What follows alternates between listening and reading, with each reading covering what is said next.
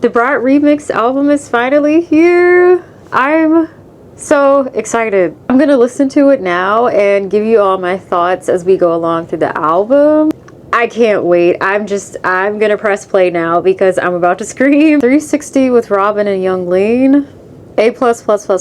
I am crazy about Charli's deeper voice. She was really doing good with her flow in terms of her being fast and snappy with her rapping. The passing of each other's parts were so cool. The song felt like a party. It felt like you were chilling with these people, these group of friends. So much energy. It feels so good. Club Classics with BB Tricks is insanity. Okay, so the fact that it carries on the bump in that from 360 and it just rides the entire song, brilliant.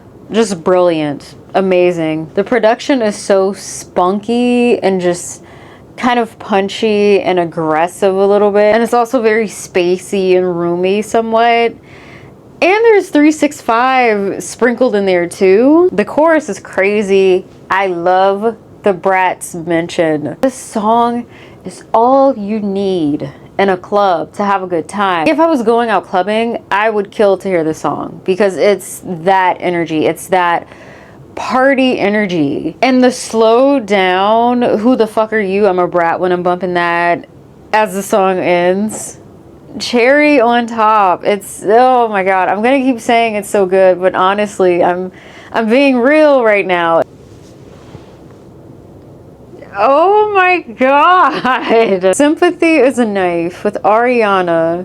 To start, I'm very into the song speaking on fame and everybody around you being like, ooh, you're brand new. Look at you. Even before Ariana started her verse, I felt like this version of Sympathy is a Knife was an elevation from the original version of Sympathy. I don't know which one I like better, honestly. It feels like a really good after credit scene after the movie's ended, like it's a Marvel movie. Hearing Ariana on a Charli song with Charli's, you know, production and everything, hearing Ariana do that, oh my gosh. This is so out of Ariana's comfort zone and it's something different from what we're used to hearing from her that I love this. I favorited this song, by the way, because I'm still mind blown. This album is attacking me and we're 3 songs in.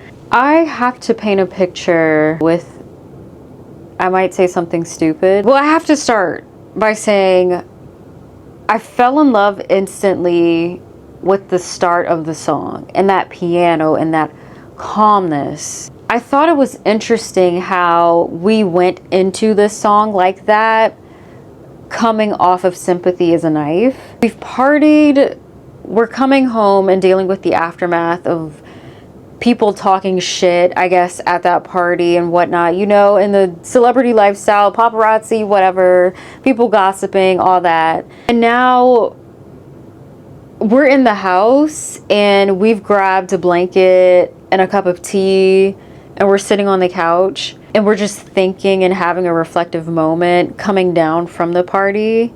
I'm having a moment with myself and an actual real moment before we start partying again. And it is cool how the song kind of picks itself back up going into the Talk remix, which I've already starred. Something to Give Each Other by Troye Sivan that came out last year is still one of my favorite albums ever.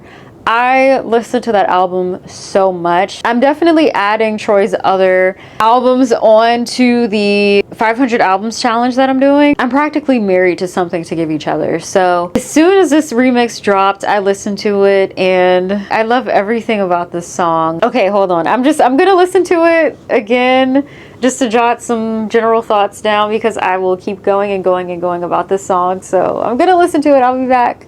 I still don't know what version of Talk I like better. It carries on a story from the original Talk into this one where it's like kind of later in the relationship. That really shows the work that Charli puts into the remixes. It's not just Which, no offense to anybody, but it's not just here's the first half of the song that's exactly the same as the original, and then an artist just pastes it on and that's it. She puts so much thought into all of these different remixes to really elevate all of them. Well, so far that I've heard, everything is a step forward from where we've been, which is already amazing. So it just keeps getting better. Troy's voice he just sounds like a bestie when he sings to me. And Dua Lipa, I swear, I thought when everybody was saying Dua Lipa was gonna be on the remix album that she would have had a much larger role. I would have liked to hear her singing on something, but at least she's at the party too. And the Talk to Me in French, Talk to Me in Spanish just plays and plays and plays in my head, and I am not complaining. Von Dutch with Addison Rae really took me back to the early 2000s. I can just see the gossip columns now. I wrote down in my notes that this song is very, very Gossip Girl. It's I don't want to say elevated because none of the original songs were bad. It's just we keep going forward with these ideas. It's an expansion of the ideas that Charlie had with the initial songs and albums of the year. Probably. I'm just gonna say that. Cause what the fuck?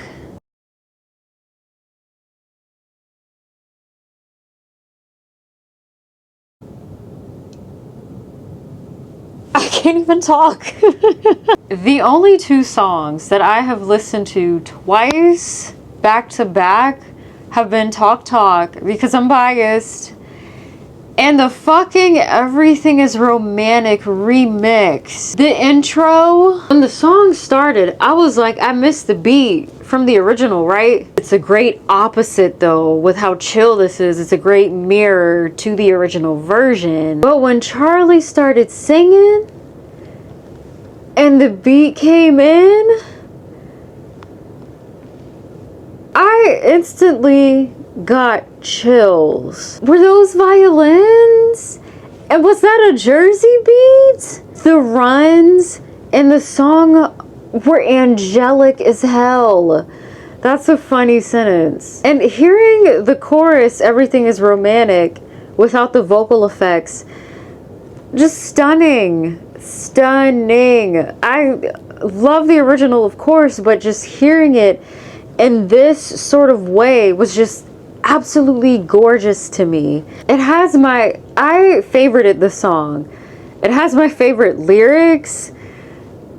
There's a story playing out in front of us. I feel that Caroline is the bestie in London while we're recovering from a night out in Tokyo, and we call her. We can't escape the feelings that we feel with going out and partying. There's things that we can't run away from, and Caroline is that girl. Caroline is that friend that is just like, are you straight? Are you okay? Are you good? Talk to me. Call me if you need to talk because I am here for you. I'm concerned. I'm worried about you. Just the phone conversation. Everything is still romantic, right? Caroline is now on my list. I need to check out Caroline's stuff now. Oh my, she was kind of on my radar before, but now I'm like, yeah, I really need to get on that. I think this possibly might be my favorite song. It's like neck and neck with Talk Talk for me. Does the beginning of Rewind kind of sound like 360 to anybody else? If that's an Easter egg, that is so fucking cool. This is an honest moment where Charlie is actually like, I'm legitimately not really enjoying myself. So I need to sit with that. An interesting spot I think she's finding herself in. I'm not happy, but at the same time, if I'm not being mentioned in the press, if I feel like I'm irrelevant even for a second, I'm not okay with that. And it's just her wanting to go back to make things better for herself. The line, sometimes I want to wake up dead, kind of did catch me off guard. Not gonna lie though. So I with AG Cook makes me want to cry. The song is faster. there's so much emotion and thought put into this. Oh my god. The Vroom Vroom mention was great. And the production was top notch. I love the bass that's put in there. And it does sound like Charlie's older stuff that she worked on with Sophie. The message of the song really got to me. It's okay to think about the good times when you're grieving still. I don't know why this one is like hitting me more than the original is, but there's so much love just poured into this song. Girl So Confusing with Lord was one of my favorites before. Charlie and Lord are so direct with each other in the moment that they're sharing on this song. It's so commendable, especially again, given the things that people say online and the theories and whatnot that happen. It kind of does feel like a private conversation that they had with one another. I'm not trying to be funny, but they really are that example for working it out on the remix though. And you know what? Now that I think about it, in the context of this album, Charlie making amends with this person who was so distant towards her and very awkward, and Lord being someone that Charlie couldn't really get a read on, but them sitting down and settling everything, it makes a lot of sense now that I'm listening to this entire album. If we're talking about the story, Charlie's really going through a moment where she's really facing her unhappiness, being in the industry that she's in and dealing with the things that she's dealing with. These type of reflective moments are what elevates the meaning behind this album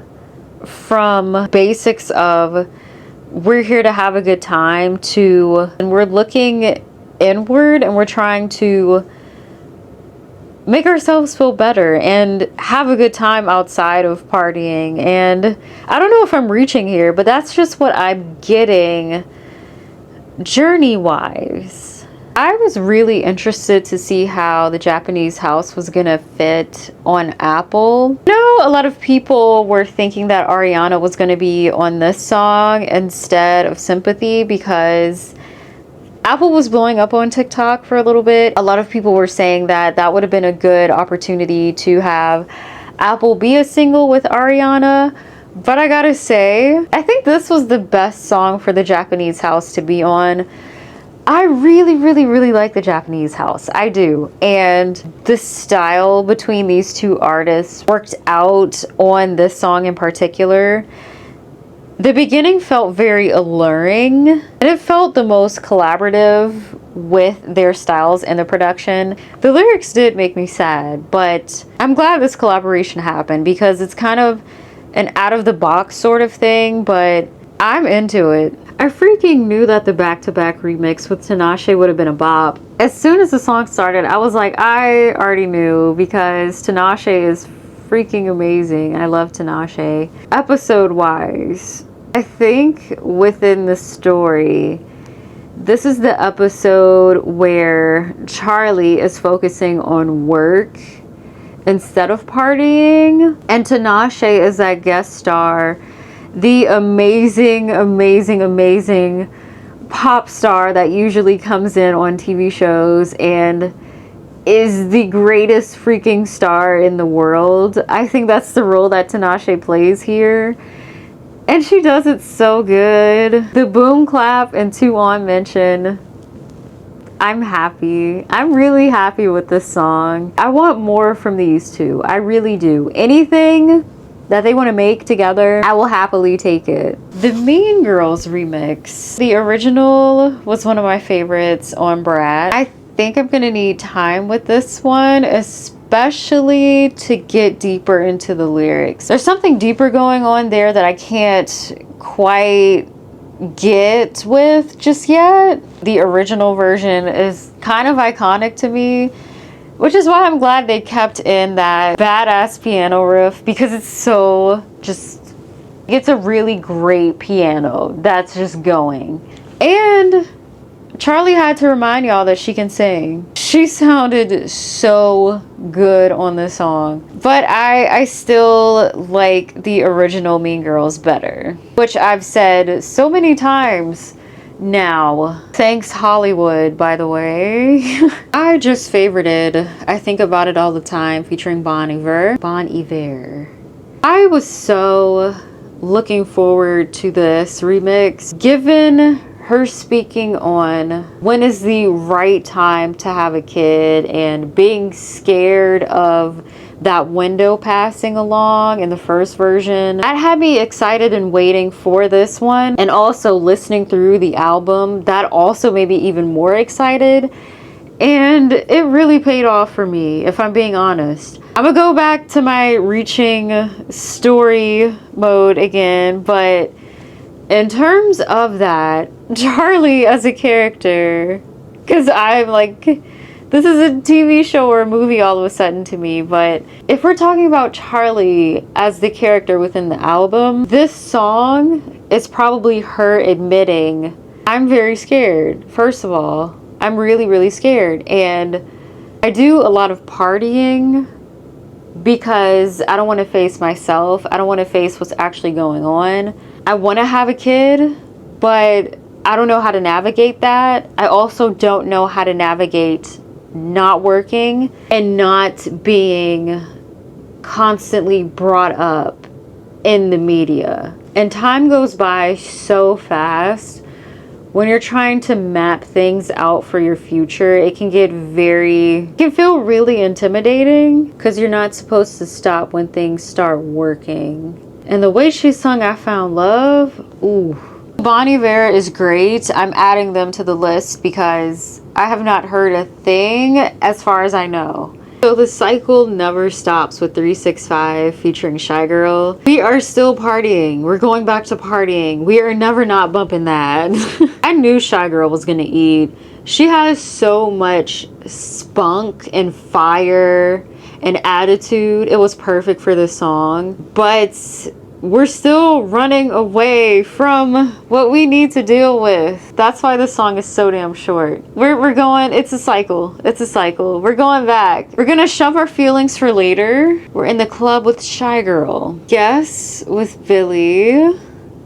I am addicted to this version of Guess. It's my favorite version of Guess. I couldn't avoid hearing this song before the album because of the music video. We're still out partying, of course. Billy is that dark side, I think. Billy is being seductive and just not letting Charlie go out of the party. Partying, not dealing with our feelings, and then we go home and we deal with our feelings. And we call Caroline because she's the best friend ever in the whole entire world. Overall,